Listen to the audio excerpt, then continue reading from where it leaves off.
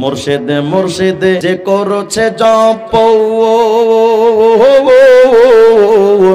বিনা দুধে দই পাতাইয়া খাইতাছে মাখন। সেই মাখন খাইলে পরে ভবে, সেই মাখন খাইলে পরে ভবে ক্ষুধা তৃষ্ণা লাগে না। লোহারে বা নাইলারে কাঞ্চা সোনা। আল্লাহ প্রেমের বান্দা হইয়া আমার বাইচা থাকার আশা নাই, তবে মুর্শিদে চাঁদের কাফের হইয়া আমি যেন মইরা যাই।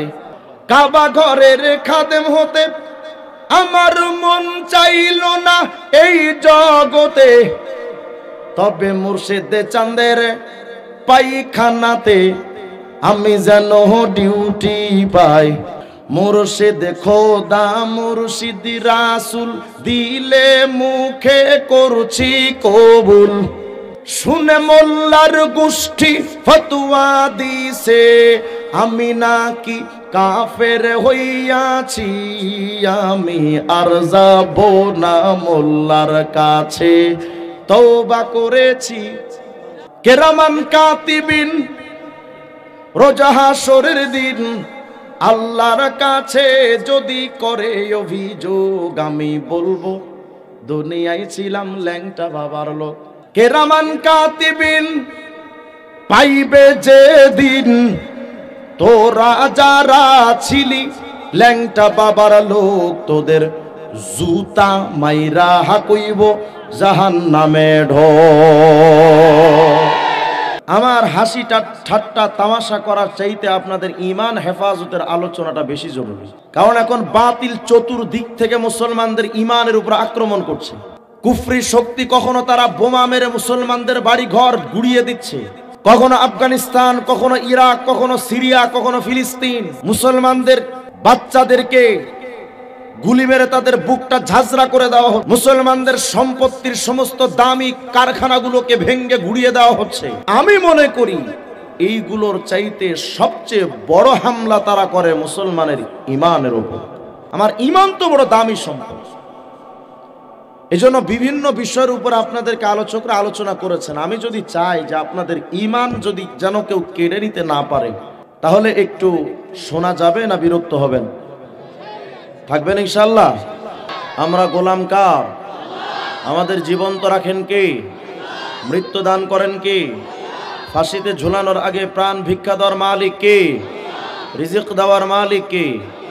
সম্মান অসম্মান ক্ষমতা দেওয়া নেওয়ার মালিক কে? জনগণ। সম্মান ক্ষমতা দেওয়ার মালিক কে? সন্তান দেওয়ার মালিক খাজা বাবা, চন্দ্রপাড়া, ল্যাংটা বাবা, ভান্ডারী, দেওয়ানবাগী। সন্তান দেওয়ার মালিক কে? সাতবক জমিন আসমানের একচ্ছত্র মালিক একমাত্র কে? বর্তমানে আপনাদের একটা প্রশ্ন আপনাদের সামনে আগে উত্থাপন করি যে হুজুর, আমরা আমজনতা এখন ভীষণ বিপদে। এক হুজুর এক কথা কয়, আরেক হুজুর আরেক কথা কয়। মাহফিলে উঠলে এক বক্তা এক কথা কয়, আর এক বক্তা আরেক কথা কয়। ফেসবুক খুললেই শুধু হুজুরদের গুতাগুতি। এক হুজুরের প্রতিবাদ আর এক হুজুর করছে, আমিও করি।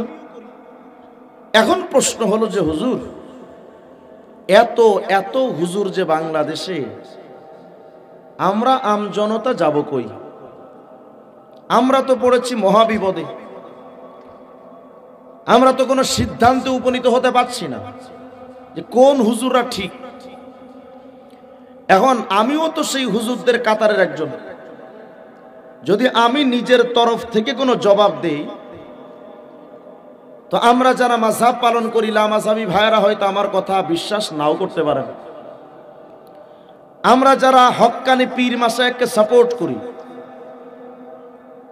আট্রসি, সুরেশ্বর, চন্দ্রপাড়া মাজার পূজারী, কবর পূজারীরা হয়তো আমার কথা বিশ্বাস নাও করতে পারেন। আমরা যারা কওমি মাদ্রাসার ছাত্র, আমাদের কথাটা হয়তো আলিয়ার ভাইয়েরা নাও নিতে পারেন। কিন্তু আমি এই জবাবগুলো যদি সরাসরি কোরআন এবং হাদিস থেকে আপনাদেরকে দেই, তাহলে তো মানতে অসুবিধা নাই। সবাই মানবেন তো? কারণ কোরআন সুন্নাহ শুধু কওমিদের না সবার? বলেন বলেন না, বলেন না। আল্লাহ কি শুধু আমার না সবার? সুতরাং আমরা যেটুকু সময় এখানে আছি একটা চিন্তা নিয়ে বসি, আমাদের এখন বর্তমানে কোনো দল নাই, নাই কোনো ভিন্ন ভিন্ন মত আর পথ, আমরা সবাই আরবের নবী মুহাম্মদের উম্মত। ইনশাআল্লাহ যদি এই মেজাজ নিয়ে বসতে পারেন, তাহলে আশা করি আল্লাহ পাক হেদায়েতের মালাটা গলায় পরিয়ে দিবেন। তবে শুরুতে এই স্লোগান হওয়া দরকার, আমি কোরআন সুন্নাহর বিরুদ্ধে কোন পীরকেও মানি না। আমি কোরআন সুন্নাহর বাহিরে আমি আমার বাপ মাকেও মানি না। আমি আমার কোরআন সুন্নাহর বাহিরে কোন মাযহাবকেও আমি মানি না। কোরআন সুন্নাহর বাহিরে কোন মাদ্রাসার হুজুরও আমি মানি না। কোরআন সুন্নাহর বিরুদ্ধে আমার বাংলাদেশের সংবিধান যদি প্রণয়ন হয়, আমি আমার এই বাংলাদেশের সংবিধানকেও মানি না। আরে মুসলমান হিসেবে স্লোগান দেওয়া দরকার, কোরআন সুন্নাহর বিরুদ্ধে যদি আমার রাষ্ট্রপতি আমাকে চলতে বলে, আমার প্রধানমন্ত্রী যদি আমাকে চলতে বলে, প্রয়োজনে 2 বার কারাগারে গেছি, আবার যাব, রক্ত দিব, শহীদ হব, দেশ ছাড়ব, কোরআন সুন্নাহর বাইরে রাষ্ট্রপতি প্রধানমন্ত্রীকে মানি না আমরা। এই চেতনা হওয়া যাবে না ইনশাআল্লাহ। তবে পাশাপাশি এ কথাও মনে রাখা চাই, এদিকে খেয়াল করেন, কোরআন সুন্নাহকে লক্ষ্য করে যদি কোনো হুজুর কথা কয়, আমি ওই হুজুরকেও মানি। কথা কয় না? কারণ এটা কি হুজুরকে মানা না কোরআন সুন্নাহকে মানা? কোরআন সুন্নাহকে খেয়াল করে কোনো মাদ্রাসা থেকে যদি পড়ানো হয়, ওই মাদ্রাসাকেও আমি মানি। কোরআন সুন্নাহর পক্ষ নিয়ে যদি কোনো পীর কথা কয়, আমি ওই পীরের পক্ষেও যেতে পারি। আর কথা কয় না, সাড়া দিতে হবে, কারণ বিভিন্ন কোয়ালিটির ফিতনা আমার সমাজে আছে। কোরআন সুন্নাহকে পক্ষ নিয়ে যদি কোনো মাযহাবওয়ালারা কথা কয়, আমি ওই মাযহাবকেও মানি। কোরআন সুন্নাহর পক্ষ নিয়ে যদি কোনো রাষ্ট্র পরিচালনা হয়, ওই রাষ্ট্রের সংবিধানটাও আমি মানি, কারণ এটা ওই রাষ্ট্রের সংবিধান মানা নয়, প্রকৃত অর্থে কোরআন এবং সুন্নাহকেই মানা। এখন যদি এর বিরুদ্ধে কেউ কথা কয়, যেই রাষ্ট্রটা কোরআন অনুযায়ী চলবে, সুন্নাহ অনুযায়ী চলবে, যেই রাষ্ট্রটা, যেই হুজুরটা কোরআন সুন্নাহর পক্ষে কথা বলবে, যেই পীর সাহেব কোরআন সুন্নাহর পক্ষ নিয়ে কথা বলবে, এর বিরোধিতা যারা করবে, মনে রাখবেন ওরাও মানবরূপী শয়তান। কথা ক্লিয়ার? আমাদের মূল মানদণ্ড হলো 3টা। কয়টা বলেন না? কয়টা? 1 নাম্বার কোরআন, বলেন বলেন না, সবাই বলেন। 2 নাম্বার সুন্নাহ, কোরআন সুন্নাহ। 3 নাম্বার সাহাবা, বলেন 3 নাম্বার। 3 নাম্বার, এটা বারবার বলতে হবে, কারণ এটার ক্ষেত্রে অনেকে ফিতনা ছড়াচ্ছে। 3 নাম্বার, বলেন 3 নাম্বার। কোরআন সুন্নাহ সাহাবা এর বিরুদ্ধে কোনো হুজুর গেলেও সে হুজুরকেও মানা যাবে। এই কোরআন সুন্নাহ সাহাবার বিরুদ্ধে কোনো পীর যদি চলতে বলে, ওই পীরকেও মানা যাবে। এই কোরআন সুন্নাহ সাহাবার বিরুদ্ধে যদি কোনো সংবিধান প্রণয়ন হয়, ওটাকেও মুসলমান হিসেবে মানা যাবে। তাহলে আমরা মানব কোরআন সুন্নাহ সাহাবা। যদি বলে হুজুর এই 3টা যে মানতে হবে, এটা দলিল কি? চলেন আগে দলিল দেখেন। পবিত্র কালামে পাকের মধ্যে আল্লাহ পাক বলেন, রাসূল বলেন, কুল আতিউল্লাহ ওয়া আতিউর রাসূল, এ দুনিয়ার মানুষ, আল্লাহকে মানো এবং রাসূল মুহাম্মদকে মানো সাল্লাল্লাহু আলাইহি ওয়াসাল্লাম। আল্লাহকে মানো, রাসূলকে মানো। কথাটা আমার না আল্লাহর? আচ্ছা, এবার একটা হাদিস দেখেন। কোরআনে কারীমের মধ্যে আল্লাহ হাদিসে পাকের মধ্যে রাসূল আরবি আলাইহিস সালাম বলেন, দেখো, তারাকতু ফিকুম আমরাইন। নবীজি বুঝাতে চান, আমি তো এক সময় তোমাদের মাঝে থাকবো না। নবীজি জিন্দা থাকাকালীন সময় যত ফিতনা আসছিল, নবীজির কাছে আসছেন সাহাবায়ে কেরাম, নবীজি সমাধান দিয়েছেন, অকপটে সবাই মেনে নিয়েছেন। এই জামানায় তো নবী নাই, নবীজি বলেন, দেখো আমি যে সময় চলে যাব তোমাদের কাছে আমি দুটি জিনিস রেখে যাচ্ছি, লাম তাদিল্লু, কখনোই পথভ্রষ্ট হবে না, মা তামাসসাকতুম বিহিমা, যতদিন ও দুটো জিনিসকে আঁকড়ে ধরবে তোমরা পথভ্রষ্ট হবে না। কি কি? এক নাম্বার কিতাব আল্লাহ, আল্লাহর কোরআন, আল্লাহর। দুই নাম্বার ওয়া সুন্নাতা নাবিয়িহি, আল্লাহর নবীর সুন্নাত। বলেন, এক নাম্বার আল্লাহর কোরআন, দ্বিতীয় নাম্বার নবীর, বলেন না নবীর। আচ্ছা, এই হাদিসে কিন্তু নবীজি এ কথা বলেননি যে কিতাব আল্লাহ ওয়া হাদিস রাসূলিহি, আল্লাহর নবীর হাদিস। খুব খেয়াল করতে হবে, পয়েন্টে পয়েন্টে খেয়াল রাখতে হবে। আল্লাহ পাক বলেন, নবী বলেন আল্লাহর কোরআন মানো, নবীর সুন্নাত মানো। নবীজি এ কথা বলেননি হাদিসা নবিয়িহি, আল্লাহর নবীর হাদিস মানো, এ কথা কিন্তু নবীজি বলেননি। অর্থ কি? সব সহিহ হাদিস মানা যাবে না। সব সহিহ হাদিস, আর কথা কন না কে, আমি দলিল ছাড়া বলবো না, আপনারা বলেন। সব সহিহ হাদিস মানা, কিন্তু সব সুন্নাহ মানতে হবে। সব সহিহ হাদিস সুন্নাত নয়, কিন্তু সব সুন্নাহ হাদিস। কি অর্থ? নবীজি 11টা বিয়ে করেছেন, এটা সহিহ সনদে বর্ণিত হাদিসে আছে না নাই? বলেন, আছে না নাই? মানা যাবে কেন? সব সহিহ হাদিস মানা যাবে না।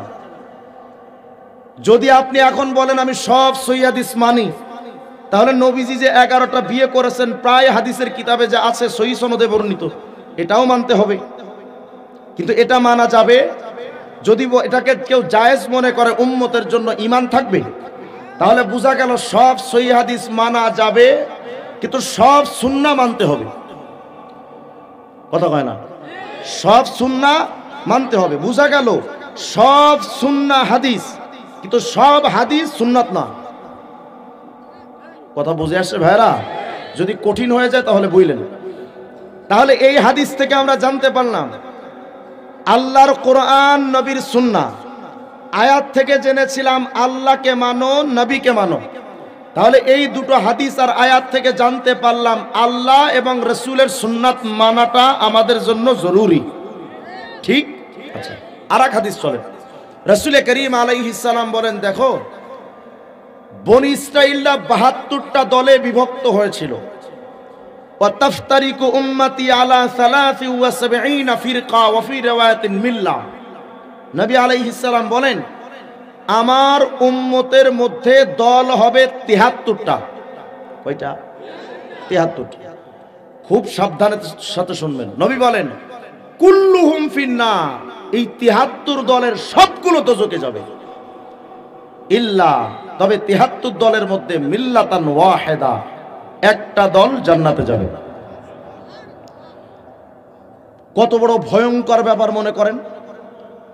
৭৩টা দলের হুজুররা সব জাহান্নামে, একটা দলের হুজুররা জান্নাতে। আপনি ভাবতে পারেন কত বড় ভয়ঙ্কর তথ্য। এত এত দলের মধ্যে শুধু একটা দলের হুজুররা জান্নাতে। আপনার ঈমানটা হেফাজত করা কত কঠিন ব্যাপার যে ৭৩ প্রকারের মধ্যে শুধু এক প্রকার জান্নাতি আর ৭২টা জাহান্নামী। এজন্য বড় টুপিওয়ালা দেখলেই তারে আলেম মনে করা যাবে না, বড় পাগড়িওয়ালা দেখলেই তারা আলেম মনে করা যাবে না। মির্জা কাদিয়ানির পাগড়ি দেখলে আপনি মাথা খারাপ হয়ে যাবে, এত বড় পাগড়িওয়ালা, অথচ ব্রিটিশের পাক্কা দালাল, ফরমালিন মুক্ত দালাল ছিল। অথচ ইয়া বড় দাড়ি, ইয়া বড় পাগড়ি। এজন্য বড় টুপি দেখলেই তারে আলেম মনে করা যাবে না। আলেম রূপে অনেক মানুষ ঈমান নষ্ট করার জন্য মেহনত করে যাচ্ছে। অনেক পাগড়িওয়ালা মানুষের ঈমান নিয়ে ছিনিমিনি খেলছে। অনেক ঘোমটাওয়ালা শায়েখরাও কিন্তু ইসরায়েলের পক্ষ নিয়ে হামাসের বিরুদ্ধে অবস্থান নিয়েছে। অতএব সব মানুষকে দেখলেই তারে হুজুর মনে করা যাবে না, কারণ ৭৩-৭৩-এর মধ্যে ৭২টাই জাহান্নামী, একটা দল জান্নাতি। এখন নবীজিরে প্রশ্ন করেন, ইয়া রাসূলুল্লাহ ওয়ামান হুম, ওই একটা দল কারা যারা জান্নাতে যাবে, এটা জানার দরকার আছে না? কথাটা আমার না নবীজির? আল্লাহ নবী বলেন, দেখো ওই একটা দল যে জান্নাতে যাবে, ওই একটা দল হলো তারা মা আনা আলাইহি ওয়া আসহাবি, আমি এবং আমার সাহাবা। বলেন তো, আমি এবং আমার সাহাবা যেই পথ, যেই মতবাদ, যেই আকীদা, যেই বিশ্বাস, যেই আমল, যেই ইসলাম, যেই ঈমানের উপরে মজবুত আছি, এটাকে যারা আঁকড়ে ধরবে ওরাই জান্নাতি, যারা ধরবে না তারাই জাহান্নামী। তার মানে নবীজি বললেন, দেখো আমি এবং আমার সাহাবায়ে কেরাম যেই পথে আছি এটা আঁকড়ে ধরো। খুব খেয়াল করেন, আগের আয়াত হাদিস থেকে জানলাম আল্লাহকে মানো, নবীকে মানো। এই হাদিস থেকে অতিরিক্ত জানলাম সাহাবায়ে কেরামকে মানো। তাহলে বলেন, হেদায়েত এবং জান্নাতের রাস্তা মোট কয়টা? এই তিনটা কথা আর এক আয়াতে আছে। আল্লাহ পাক বলেন, নবী বলেন, কুল আতিউল্লাহ ওয়া আতিউর রাসূল ওয়া উলিল আমরি মিনকুম। আল্লাহকে মানো, নবীকে মানো, উলুল আমরের আউয়াল মিস্তাক সাহাবা, সাহাবায়ে কেরামকেও মানো। তাহলে আল্লাহ, রসুল, সাহাবা এই তিনটা মানার কথা আমি রিজওয়ান, রফিকি, কওমি, মাযহাবি, দেওবন্দি আমাদের, না আল্লাহ এবং রসুলের? আচ্ছা, এই তিনটা জিনিস যদি কেউ অমান্য করে, কোনো একটাও যদি অমান্য করে, বলেন ও কি মুসলমান না কাফের? বলেন মুসলমান। তাহলে আমরা জানতে পারলাম আল্লাহ, রসুল, সাহাবা এই তিনটাকে মানতে হবে। কিন্তু প্রশ্ন হলো, হুজুর তিনটাকে আলাদা আলাদা মানবো না একসাথে মানবো? ফর এক্সাম্পল, মনে করেন আমি আর মুরব্বি আপনাকে বললাম যে আমি আগামীকাল আপনার বাসায়, আমি এবং মুরব্বি আপনার বাসায় যাব। কয়জন যাব তাহলে? কথা কয় না, তিনজন। আমি বললাম আমি এবং মুরব্বি আপনার বাসায় যাব, কয়জন? দুইজন। আচ্ছা, আমি যদি বলতাম আমি অথবা মুরব্বি আপনার বাসায় যাব, কয়জন? একজন। কেন? অথবা শব্দটা আসে বৈপরীত্য সৃষ্টির জন্য এবং শব্দটা আসে উভয়কে মিলানোর জন্য। তা আল্লাহ বলেন, আল্লাহকে মানো এবং নবীকে মানো এবং সাহাবায়ে কেরামকে মানো। তিনটা জিনিস মানার কথা বলেছেন আল্লাহ তাআলা এবং শব্দ দিয়ে। তাহলে মানতে হবে তিনটার কোনো একটা না তিনটা? কথা বুঝে আসছে আপনাদের? আচ্ছা, প্রথমত আমরা এই বিষয়টা জানলাম, হেদায়েত এবং জান্নাতের রাস্তা তাহলে কয়টা? বলেন বলেন, কয়টা? এক নাম্বার কোরআন, এক নাম্বার, দুই নাম্বার সুন্নাহ, তিন নাম্বার সাহাবা। আল্লাহ, রসুল, সাহাবা অথবা কোরআন, সুন্নাহ, সাহাবা। বলেন তিনটা কি কি? হ্যাঁ, কোরআন, সুন্নাহ, সাহাবা, এই তিনটা মানবো। এর বাহিরে আমরা কিচ্ছু মানি। তবে আপনাদের আশেপাশে কিছু পীর আছে, মির্জা কাদিয়ানি দাবি করেছে সেই নাকি নবী। কিছু পীরের মুরিদরা বলে এদের পীর নাকি খোদা। নাই মনে হয়। আমরা মানবো কোরআন, সুন্নাহ, সাহাবা। ভণ্ড পীরেরা কয় আমরা শরীয়ত মানি না, অথচ শরীয়ত মানে হলো কোরআন, সুন্নাহ, সাহাবাদের নিয়ম। শরীয়ত মানে কি? কোরআনের নিয়ম, সুন্নাহর নিয়ম, সাহাবায়ে কেরামের নিয়ম। এই টোটাল নিয়মটাকে বলা হয় শরীয়ত। সুতরাং আমাকে একটু জবাব দেন তো, যারা মারেফতের কথা বলে শরীয়ত বাদ দেয়, ওরা মুসলমান না কাফের? এজন্য আমি ক্লিয়ার বলি, কোন মাজার পূজারী পীরের পায়ে সেজদা দেয়, পীরের কাছে সন্তান চাই, পীরের কাছে গিয়ে মান্নত করে, এমন কেউ যদি মারা যায়, ওর জানাজা পড়া মুসলমানের জন্য হারাম, ওর জন্য দোয়া করা মুসলমানের জন্য হারাম। কি সুন্দরভাবে মুসলমানদের ঈমান নষ্ট করে দিচ্ছে। দেখবেন পালা গান হয়, পালা গান, মারফতি গান। আপনাদের দিকে তো নাই, থাকলে একটু কথা বললেন। গান বানায়, কি কয় শুনেন, কয় মুর্শিদে মুর্শিদে যে করছে জপ, বিনা দুধে দই পাতাইয়া খাইতাছে মাখো। কথা হয় না? সেই মাখন খাইলে পরে ভবে, সেই মাখন খাইলে পরে ভবে, ক্ষুধা তৃষ্ণা লাগে না, লোহারে বা নাইলারে কাঞ্চা সোনা। আছে না নাই? কত সুন্দর গান, কিন্তু কত বড় কুফরি কথা বলেছে জানেন? কই তুমি যদি বাবার নামে জিকির করো, তাহলে তুমি দই ছাড়া মাখন খেতে পারবা। মানে পীরের কথাই যদি চলো তো তুমি শরীয়ত ছাড়া মারেফত পাবা। মুসলমান না কাফের? বলেন না মুসলমান না কাফের?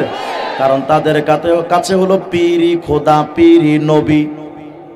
এক শিল্পী আছে কে যেন আবুল সরকার না আবাল সরকার জানি, আবালে একটা গান বানাইছে, কয় আল্লাহ প্রেমের বান্দা হইয়া আমার বাইচা থাকার আশা নাই, তবে মুর্শিদে চাঁদের কাফের হইয়া আমি যেন মইরা যাই।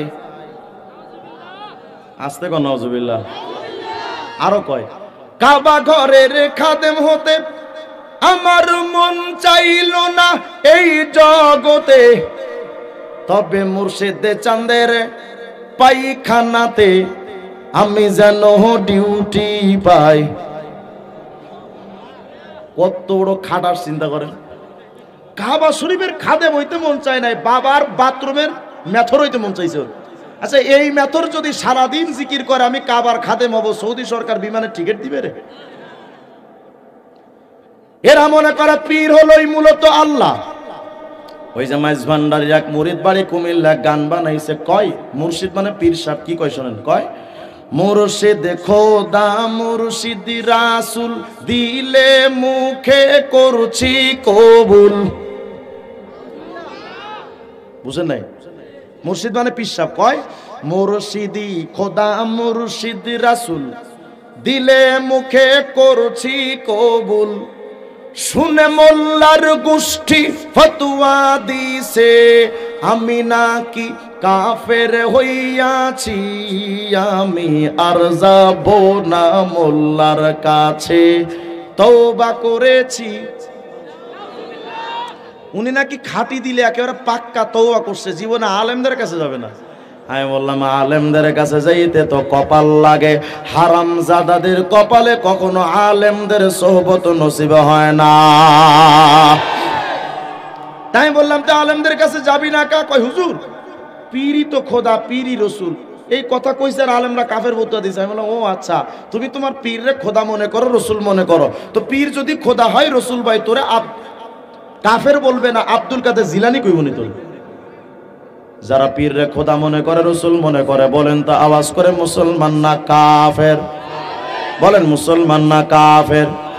হায় রে মুসলমান আফসোস, বাংলাদেশে বাবার অভাব নাই। ওরে বাবা, আমি মানিকগঞ্জে গেছি, আমার একজনকে হুজুর আমগো এলাকায় 52টা বাবা আছে। আমি বললাম ইয়াবা বাবা নাকি? কেন হুজুর পীর বাবা। তো 5.5 কেমনে? হুজুর একটা বাবা আছে, ঠ্যাং ঠুং নাই তো এটারে কাইটা অর্ধেক বানালাইছি। ওরে বাবা, খাজা বাবা, আটরশি, সুরেশ্বর, চন্দ্রপাড়া, দেওয়ানবাগি, কুতুববাগি, রাজারবাগি, ছোট ভান্ডারি, বড় ভান্ডারি, মেজ ভান্ডারি, পানিশা, বালিশা, কালুশা, বালুশা, কেল্লাশা, ফাইল্লাশা, চিল্লাশা, চরম বিবি, গরম শাহ, ফকির শাহ, মিসকিন শাহ, টং টং শাহ, ঢং ঢং শাহ, গরিব শাহ, হেহু শাহ, কুত্তা শাহ, ঘোড়া শাহ, লেঞ্জা শাহ, বদনা শাহ। মাঝে একটা মাজার হয়েছে চট্টগ্রামে, হজরত কুত্তা শাহ। কিরে কুত্তা শাহকে? হুজুর আমাদের এক বাবা একটা কুকুর পুষতো, এই কুকুরটা মারা যাওয়ার পরে হেডারে কবর দিয়ে নাম দিছে হজরত কুত্তা শাহ মাজার রহমতুল্লাহ। এখন পাবলিক ঢের কুত্তার কাছে গিয়ে বাবা। আচ্ছা বলেন তো, যদি কেউ কুত্তারে বাপ ডাকেও কি এর বাচ্চা? এটা কইবেন না, বলবেন ফুট ফুটে সুন্দর। কুত্তার কাছে গিয়া বাবা নিজের সন্তান চায়। কি বলবো আফসোসের কথা, আমার বাংলাদেশে তো ল্যাংটাও পীর। কত কয়লা এদিকে তো নাই। আরে বাপ রে বাপ, ল্যাংটাও নাকি পীর? আমি বললাম ল্যাংটা যদি পীর হয় তাহলে কুত্তা বড় পীর। কত কয়? ল্যাংটা বাবা নাকি ভাগ্য পরিবর্তন করতে পারে। বাবার কাছে গিয়া কয় ল্যাংটা বাবা ভাগ্য পাল্টা দে। যা দেখলাম বাবারই কপাল খারাপ, কাপড় চোপড় দূরের কথা যাইন যাও নাই। আছে না নাই? বাবার কাছে গিয়া কয় বাবা সন্তান দে, খবর নেয়া দেখবে না বাবারই সন্তান নাই। বলেন সন্তান, হ্যাঁ কয় বিয়াই করছে না। বলেন সন্তান দেওয়ার মালিক কে? আম জনতাকে মিথ্যা ধোঁকাবাজি আর জাদু দেখায়া মুসলমানদেরকে মনে করাচ্ছে পীর বড় আল্লাহওয়ালা, জাদু দেখাচ্ছে। বাংলাদেশে এক পীর ছিল, শরীরের পায়ের নিচে আর্থিন ফিট করে রাখতো, আর্থিন। গায়ে হাত দিলে তো একটু ঝিঝি করতো না, তোরা বাবার তাজাল্লি, অথচ পায়ের নিচে বিদ্যুতের আর্থিন ফিট করা। কত বড় বাটপা, চিন্তা করছে। বলেন তো মুসলমান সন্তান দেওয়ার মালিক কে? কোন বাবা, মাজার, দরবার? সন্তান দেওয়ার মালিক কে? আর সন্তান দেওয়ার মালিক পীর তো দূরের কথা, সন্তান দেওয়ার মালিক কোন নবীও না। নবীরা যদি সন্তান দিতে পারতেন, ইব্রাহিম খলিলুল্লাহর 86 বছর বয়স, সন্তান নাই। আল্লাহকে বলে মালিক রব্বি হাবলি মিনাস সলিহিন, রব্বি হাবলি মিনাস সলিহিন। আল্লাহ আমি ইব্রাহিম রে একটা সন্তান দেন। তো বলেন ইব্রাহিম আলাইহিস সালাম নিজের সন্তান 86 বছর বয়সেও দিতে পেরেছেন? কথা কয় না। হযরত জাকারিয়া আলাইহিস সালামের চুল দাড়ি পেকে গেছে, সন্তান নাই। আল্লাহকে বলেন আল্লাহ আমার একটা সন্তান দেন। মুমিন এত বড় যৌবনের সময় পাড়ি দিলেন হযরত ইব্রাহিম আর জাকারিয়া আলাইহিমাস সালাম, সন্তান হলো না। অথচ ঈসা পয়গম্বরের মা হযরত মারিয়াম আলাইহাস সালাম বিয়ে হয় নাই, পুরুষের সংস্পর্শও পান নাই, সন্তান তার গর্ভে দিলেন কে? তাহলে বলেন তো মুমিন একান্ত সন্তান দেওয়ার মালিক কে? তুমি মানুষ, তুমি সন্তান দিতে পারো না। কুত্তা তো বছরে 4-5টা হালি হালি ডজন ডজন ছাড়ে। ওই কুত্তা কোন বাবার কাছে গিয়া চায়? বলেন তো কুকুরের পেটেও সন্তান দেওয়ার মালিক কে? নবীরা যেখানে নিজের সন্তান নিজে দিতে পারে না, তোর পীর কেমনে পারে? বুঝা গেল ওটা লুচ্চা, কথা কয় না। এজন্য আমি কই, যদি কোনো পীর কয় আমি সন্তান দিতে পারি, খবর নিয়ে দেখবেন এইটা কোনো পীর না। আমি ওটার নাম দিয়েছি, ওটা জাতীয় পাড়া। ওটা কি পাড়া চিনেন না? ওই পাড়ার কামজা, বাচ্চারা আছে খুলে বলা যাবে না, ওই পাড়ার কামজা, ওই পীরের কামতা। এজন্য অত্র এলাকায় যদি কোনো পীর কোনোদিন আইসা কয় আমি সন্তান দেওয়ার ক্ষমতা রাখি, মনে করবেন ও আপনার স্ত্রীর ইজ্জত নষ্ট করতে আসছে। মনে রাখবেন ও আপনার মেয়ের ইজ্জত নষ্ট করবে, আপনার বোনের, আপনার মায়ের ইজ্জত নষ্ট করবে। এজন্য এই লুচ্চা পীরগুলো যেখানে আসবে ভূমিকা ছাড়াই দিবেন জুতা পিটা। সন্তান দেওয়ার মালিক কে? ভাগ্য পরিবর্তনের মালিক কে? পীর বাবা। আটরশি বাবা নাকি পীর ভাগ্য পাল্টাইতে পারে? আমি একবার 5 বছর আগে মাহফিলে যাচ্ছি খুলনায়, তো মানিকগঞ্জ পার হয়ে আরিচা ঘাট পার হবো, ফেরির মধ্যে আছে এক বেচারা দেখে আংটি বিক্রি করতেছে, অষ্ট ধাতুর আংটি আছে না? আর এই আংটিগুলো বিক্রি হয় চাপার জোরে, কথা হয় না। আমাদের বাঙালিদেরও মাশাআল্লাহ চাপা কাকে বলে, কত প্রকার কি কি সব আছে, আছে না নাই? গরুর দালালদের চাপা দেখেন, মাঠ বাজারে যদি যান, গরুর দালাল এসে কয় ভাই শুনেন গরু কিনবেন নি? কহ এইদিকে এদিকে একটা গরু দেখছে, ওই লোকের সাথে জীবনে পরিচয়ও নাই, ওই গরুকে জীবনে চোখেও দেখে নাই। দালাল আইসা কয় জানেন এই গরুটা কত ভালো, 10 কেজি দুধ দেয় প্রতিদিন, আর বছরে 2-3টা করে বাছুর দেয়, বেশি খায়ও না, আরে খুব ভালো, এর মতো সোনার গরু আর হয়ই না। গরুওয়ালা কয় আমি গরু বেচবো না। কে? আমার গরুর এত গুণ, এটাকে আমি আগে জানলে বিক্রি করতে আনতাম নি। কয় বেটা এটা তো তোর গরুর গুণ না, এটা আমার চাপার গুণ। তো অষ্টধাতুর আংটি বিক্রি করে চাপার জোরে। কয় দাদা ভাই একটা আংটি যদি হাতে ধারণ করেন, আপনার রোগ ব্যাধি কিচ্ছু থাকবে না, মাজাই ব্যথা, কোমরে ব্যথা, গ্যাস্ট্রিক, আলসার সব ক্লিয়ার, আপনার ব্যবসায় উন্নতি হবে, পরিবারের সুখ শান্তি আসবে, বউ ছেঁকা দেবে না, প্রেমিকা ধোকা দেবে না। আপনি নির্বাচন যদি করতে চান দাদা ভাই, নিশ্চিত আংটি হাতে থাকলে জয়যুক্ত হয়ে যাবেন। আমি মনে মনে ভাবলাম তোর আংটির খবর যদি নেতারা জানতো, তাহাজ্জুদের সময় ভোট চুরি করতো। আংটি তো হাতে দিত, প্রয়োজনে তোরে শুদ্ধ আঙ্গুলে পেঁচা রাখতো। দাঁড়ায় দাঁড়ায় শুনতেছি, দেখি না কি কয়, কয় দাদা ভাই একটা আংটি যদি হাতে ধারণ করেন আপনার ভাগ্যটা পরিবর্তন হয়ে যাবে। আমি কইলাম ওরে হারামখোর বাটপার, একটা আংটি হাতে দিলে যদি ভাগ্য পরিবর্তন হয়, তোর কাছে যে শত শত আংটি গাধা, তো তোর কপালের রাস্তায় রাস্তায় হকারগিরি কে? বলেন ভাগ্য পরিবর্তনের মালিক কে? জান্নাত আর জাহান্নামের মালিক কে? এখন এরা কয় যে না, জান্নাত জাহান্নামের মালিক শুধুমাত্র বাবা। কয় কোনো টেনশন নাই, বাবার মুড়ি দাও, যা বাবা তোমারে জান্নাত পাড়ি দিয়া জান্নাতে নিয়ে যাইবো গা।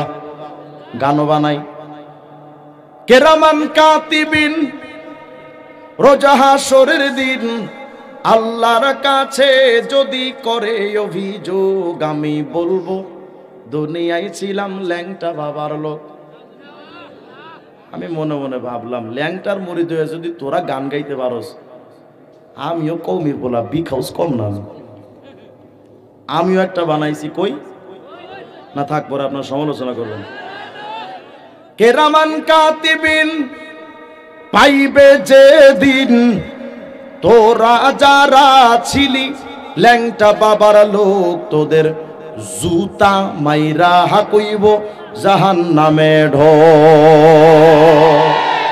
গানটা তো এমন হওয়ার কথা, কেরামান কাতিবিন রোজা হাসরের দিন আল্লাহর কাছে যদি করে অভিযোগ, আমি বলবো দুনিয়ায় ছিলাম মুহাম্মাদের লোক। मोमिन जो फिदा नक्श काफे पाए नबी हो ज़ीर कदम आज भी आलम का खजीना। साहिल से लगे गा कभी मेरा भी सफीना, देखेंगे कभी शौक से मक्का व मदीना। गर सुन्नत नबवी की करे पैरवी उम्मत, तूफान से निकल जाएगा फिर उसका सफीना। आवाज दिया कौन अल्लाहु अकबर। এই মুসলমান কোন হযরত নূহ আলাইহিস সালামের সময় যখন প্লাবন আসলো, কি বিরক্ত হচ্ছেন না তো আপনারা? নূহ আলাইহিস সালামের সময় যখন পৃথিবীতে প্লাবন আসলো, বন্যা আসলো, আল্লাহ বলেন নূহ একটা নৌকা বানাও, তোমার নৌকার মধ্যে তোমার অনুসারীদেরকে উঠাইও, আমি আল্লাহ তাদেরকে নৌকায় উঠলে তাদেরকে হেফাজত করে দিব, বন্যার পানি ওই নৌকাটারে ডুবাইতে পারবে না। ওরে মুসলমান মনে রাখো, নূহ আলাইহিস সালামের নৌকায় যারা উঠেছে আল্লাহ যেমন তাদেরকেও বাঁচায়া দিছে, মুহাম্মদুর রাসূলুল্লাহর সুন্নাতের নৌকায়, সাহাবায়ে কেরামের সুন্নাতের নৌকায়, আল্লাহর হুকুমের নৌকায় যারা উঠবে, আল্লাহ পাক ওই সমস্ত কোরআন সুন্নাহ সাহাবা মাননেওয়ালা মানুষগুলাকেও কবর মিজান হাসর পৌঁছে রাতে বাঁচায়া জান্নাতে পৌঁছায়া দিবে। বলেন তাহলে সুন্নাতের দরকার আছে না নাই? কিছু মানুষে কয় এখন ভণ্ডরা কয়, আরে সুন্নাত টুন্নাত কি করবো মিয়া, ফরজই তো পড়ে না। আপনাদের দিকে আলু লাগায় না? আলু লাগায়নি চাচারা? সুন্নাতের কি দরকার একটু বুঝেন। মনে করেন আপনাদের এলাকায় আলু লাগিয়েছে, চতুর্পাশে ঘেরাও দিয়েছে, আলু গাছ যখন ওঠে তখন ঘেরাও দেয় না একটা? আর কথা কয় না, দেয় কি দেয় না? কেন দেয়? যেন গরু ছাগল এসে না খায়, হ্যাঁ না? তো মনে করেন এক চাচা আলু গাছ লাগিয়ে ব্যাস চতুর্দিকে ঘেরাও দিচ্ছে, ওখানে হঠাৎ করে গেছে হিরো আলম, গিয়া কই চাচা তুমি করো কি? এই যে বাবা আলু গাছ লাগিয়েছিলাম, গরু ছাগল এসে খেয়ে ফেলবে, এই জন্য একটা ঘেরাও বেড়া দিচ্ছি যেন গরু ছাগল না আসতে পারে। হিরো আলম কই চাচা আপনার মাথার তার কি ঠিক আছে? ঠিক আছে মানে তোমার দরকার হলো আলু, তুমি গাছ করবা কি? গাছ খাইলে খাগা। এমন চাচাই কয় যে হিরো আলম, গরু ছাগল আসলে তত সমস্যা না, যত সমস্যা তোর মতো ছাগল আইলে। কি কইলেন আপনি? হ্যাঁ, তোর মতো ছাগল আর গরু যদি আসে তো আগে আমার গাছের পাতা খাবে, পাতা খাওয়া শেষ হইলে গাছের লতাটা খাবে, লতাটা খাওয়া শেষ হলে গোড়া শুদ্ধ টান দিয়ে ভেতরের আলু বের করে ওইটাও খাবে। অতএব আমার আলু বাঁচাইতে হলে আগে পাতা বাঁচাতে হবে। মুসলমান মনে রেখেন, শয়তান আগে মানুষের ঈমানটা নষ্ট করে, ঈমান নষ্ট করার জন্য প্রথমত সুন্নাতের উপর আক্রমণ চালায়। এই তোমার সুন্নাত দরকার কি, ফরজ হইলেই তো চলে। সুন্নাতটা যখন খাওয়া শেষ হয়ে যায় তখন ওয়াজিবটা ধরে টান দেয়, ওয়াজিবটা যখন খাওয়া ধ্বংস করা শেষ হয়ে যায় তখন ফরজটা ধইরা টান দেয়, ফরজ যখন ধইরা টান দিয়া নষ্ট কইরা দেয় তখন শয়তান তোমার ঈমানটা ধইরা বিনষ্ট কইরা জাহান্নামী বানায়া দেয়। অর্থাৎ তোমার ঈমান বাঁচানোর জন্য আগে সুন্নাত বাঁচানো দরকার। সুন্নাতের দরকার আছে না নাই? মুমিন রে, সাহাবায়ে কেরাম একদিন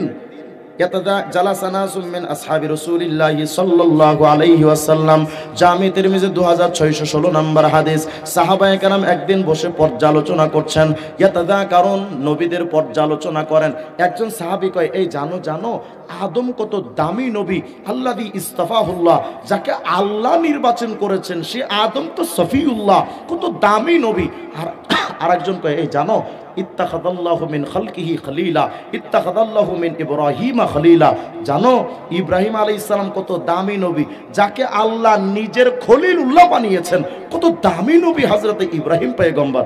আরেকজন কয়, এই মিয়া জানোস মুসা আলাইহিস সালাম কত দামি নবী, যার সাথে আল্লাহ নিজে কথা বলেছেন, মুসা তো কালিমুল্লাহ। আরেকজন কয়, জানো ঈসা তো রূহুল্লাহ। হঠাৎ আপনার আমার নবী ওই জায়গায় আসলেন, এসে দেখেন কেউ বলেন আদম তো সফিউল্লাহ, কেউ বলেন ইব্রাহিম তো খলিলুল্লাহ, কেউ বলেন মুসা তো কালিমুল্লাহ, কেউ বলেন ঈসা তো রূহুল্লাহ। আমাদের নবী আয়েশা কন, হা হা সাহাবা, ইব্রাহিম তো খলিলুল্লাহ, মুসা তো কালিমুল্লাহ, ঈসা তো রূহুল্লাহ, আদম তো সফিউল্লাহ, হ্যাঁ এটাও হতে পারে ইসমাইল তো জবিহুল্লাহ। তবে ও সাহাবী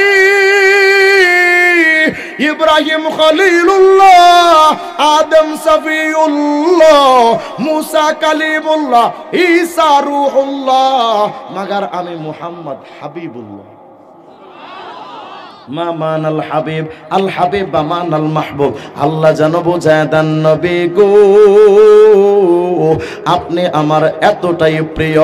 ও মুহাম্মদ, ইব্রাহিম তো খলিলুল্লাহ, মুসা তো কালিমুল্লাহ, ঈসা তো রূহুল্লাহ, মুসা তো কালিমুল্লাহ, নবী এরা সবাই তো কেউ সফিউল্লাহ, খলিলুল্লাহ, কালিমুল্লাহ, রূহুল্লাহ, তবে সবাই আমি আল্লাহকে খুশি করার জন্য পাগল।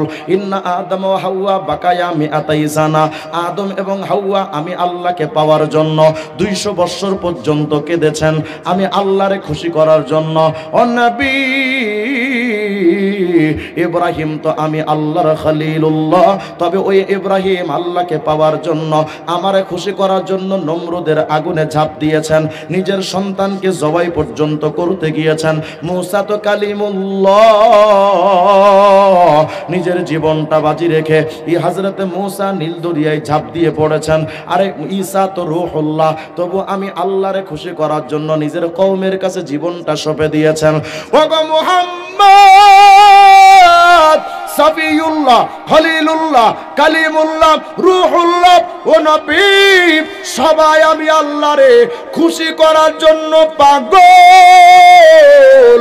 আমি আল্লাহ ঘোষণা দিলাম, নবী আপনি তো হাবিবুল্লাহ, ওয়ালা সাউফা ইউতিকা রাব্বুকা ফাতারদা, সবাই তো আমারে খুশি করতে চায় আর আমি আল্লাহ নিজে আপনারে খুশি করতে চাই। কোন নবীর উম্মত আপনি? সেই নবী হাবিবুল্লাহ।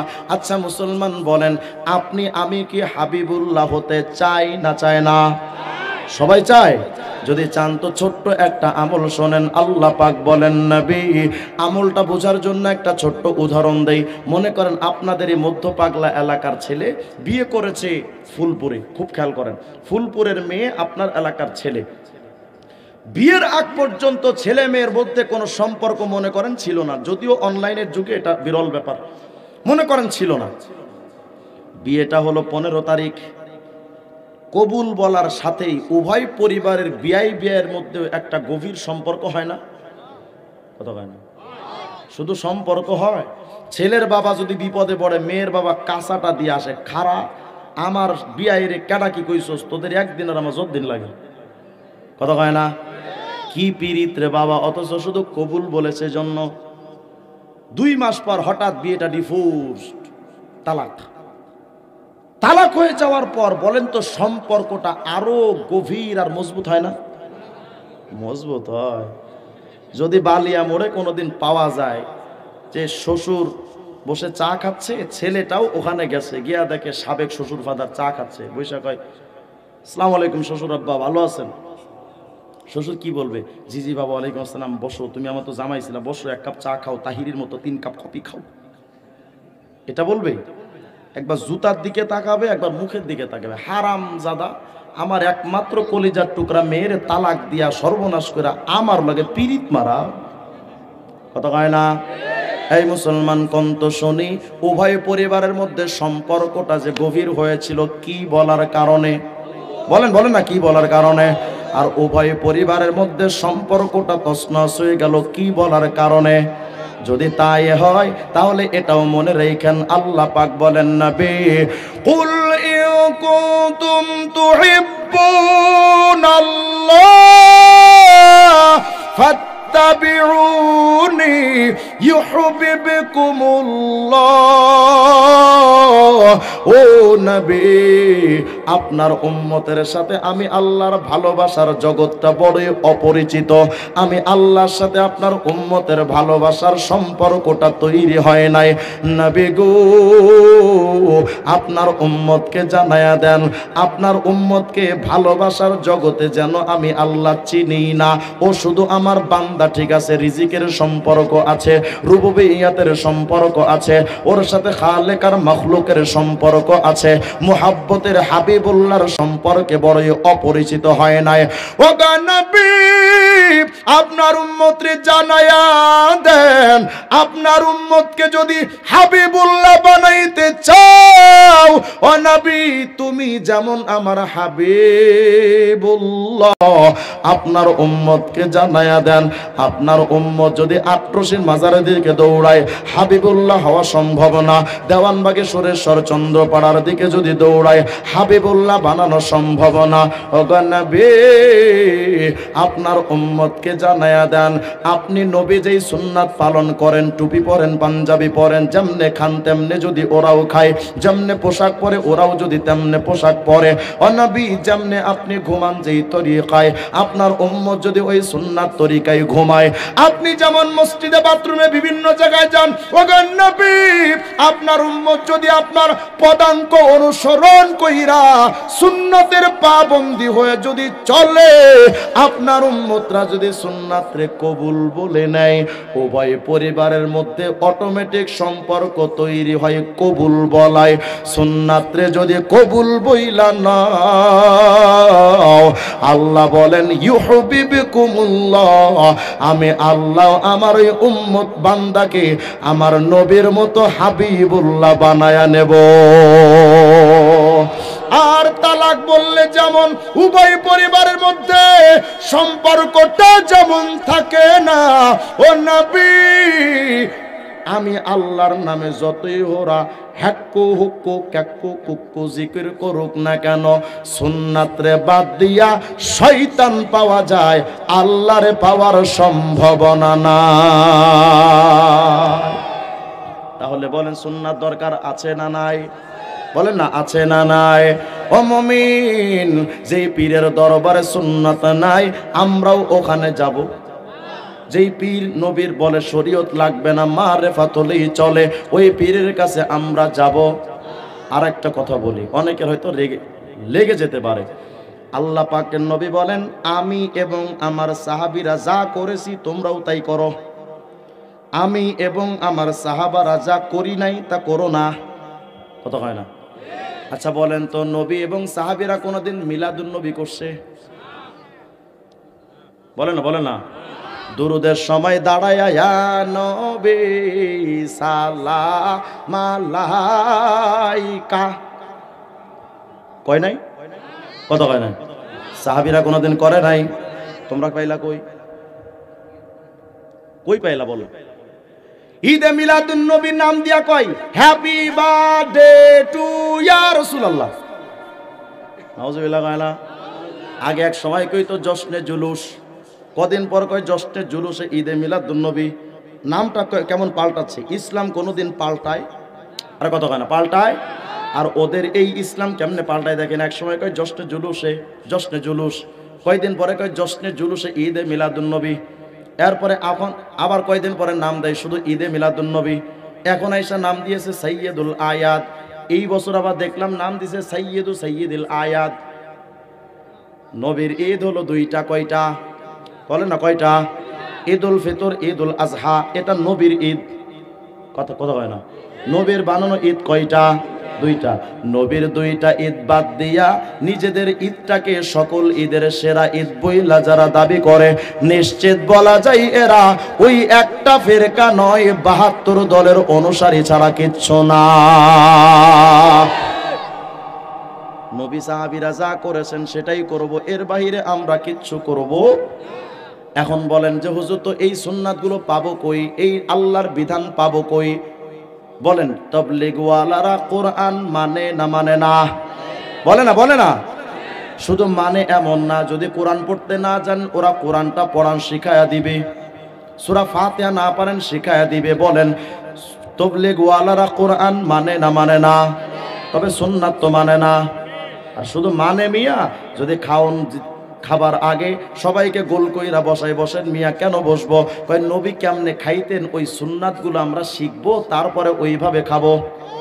কথা কয় না? তো তাবলীগওয়ালাদের মধ্যে সুন্নাত আছে না নাই? তবে তাবলীগওয়ালা তো সাহাবীদের মানে না, শুধু মানে মিয়া এশার নামাজের পর কিতাবে তালিম করে হেকায়েতে সাহাবা, ওইটা পড়ে জীবনটা ওই অনুযায়ী চালাই। তো বলেন তাবলীগওয়ালাদের কাছে কোরআন সুন্নাহ সাহাবা আছে না নাই? তাহলে বলেন তাবলীগওয়ালারা বাতিল না হক? চরমোনা, উজানি, নানুপুর, ঢালকানগর, বালিয়া পীর সাহেব হুজুরদের কাছে যান, এদিকে ময়মনসিংহের হাফিজ হুজুর মাহবুবুল্লাহ কাসিম সাহেব, ওনাদের কাছে যদি যান, বলেন ওনারা কি কোনোদিন বলে শরীয়ত মানা যাবে না? বলে কোনোদিন? বরং তারা বলে কোরআন সুন্নাহ সাহাবার বিরুদ্ধে যদি আমার কথা পাও আমি পীররে ছুঁড়ে ফেলবা, কোরআন সুন্নাহ সাহাবা ছাড়বা না। হক না বাতিল? কথা হয় না? কওমি মাদ্রাসায় যান, ছোট্ট মাসুম বাচ্চাটারে ভর্তি কইরা 2টা মাস জিজ্ঞেস করেন, 2টা মাস পর যে বাবা তুমি কি শিখছো? কাব্বু আমি কোরআন শরীফ পড়বো, তো হুজুররা আমাকে লাল কায়দা দিয়েছে, আমপারা দিয়েছে, এখন কোরআন শরীফ পড়তে পারি। কদিন পর শুনবেন 2-5 বছর পর কোরআনের অর্থ বলতে পারে, কয়দিন পরে দেখবেন তাফসিরে জালালাইন পড়ে, কয়দিন পরে দেখবেন তাফসিরে বাইজাবি পড়ে, এরপরে ইসলামের কোরআনের হুকুম অনুযায়ী তারা হেদায়ের সমস্ত বিধানগুলো পড়ে। তাহলে বলেন কওমি মাদ্রাসায় কোরআন আছে না নাই? তবে সুন্নাত তো নাই মিয়া। ছোট্ট মাসুম বাচ্চারা 2 মাস পরে মক্তবে ভর্তি কইরা জিজ্ঞেস করেন বাবা তুমি কি শিখছো? কাব্বু আমি গোসলে সুন্নাত জানি, ওযুর সুন্নাত জানি। কথা কয় না? তাহলে কওমি মাদ্রাসায় সুন্নাত আছে না নাই? বরং কওমির শিক্ষা সুন্নাত দিয়া শুরু হয়। তবে কওমি ওয়ালারা তো সাহাবীদের মানে না।